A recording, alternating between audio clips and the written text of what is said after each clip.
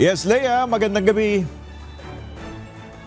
Magandang gabi sa iyo, Nel. Wala ngang naitalang anumang gulo ang National Capital Region Police Office sa pagdaraos ng ika-4 na State of the Nation Address ni Pangulong Ferdinand Marcos Jr. Ayon kay NCRPO Director Police Major General Anthony Abrin, payapa sa pangkalahatan na natapos ang sona ng Pangulo. Wala aniyang naitalang anumang krimen o maging petty crimes dito sa paligid ng Batasan at Commonwealth area. Ito'y dahil nasa 23,000 na security forces ang kanila ipinakalat at nasa 16,000 dito ang mula sa National Capital Region Police Office. Nasa 4,000 namang mga anti-government rallyist ang sumugod dyan sa may bahagi ng St. Peter's Church. Ito ay kinabibilangan ng mga bayan o miyembro ng bayan at sanlakas. Sinabi ni General Abirin, nakatulong ang manakanakang pangkulan para hindi tumagsak ang mga rallyista. Pakinggan natin si General Abirin.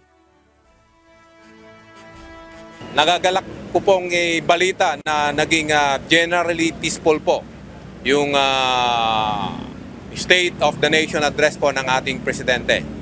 Ang ibig pong sabihin nito ay wala po tayong reported crime incident or wala po tayong naging confrontation po doon sa mga kababayan po nating hiwatig or of course, nagrarally po doon sa kalsada. Sinabi pa ni General Abirin na tumupad sa pangako ang mga rallyista na hindi magsusunog ng FEG dito sa may St. Peter's Church at tatapusin na lamang ng payapa ang kanilang programa.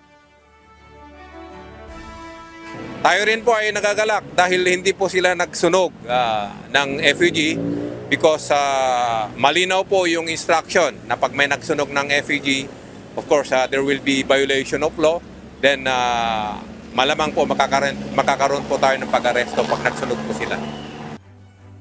Gayunman, sinabi ni General Abirin na nagkaroon ng konting problema sa trapiko na maaaring i-improve pa sa mga susunod na State of the Nation Address ni Pangulong Ferdinand Marcos Jr.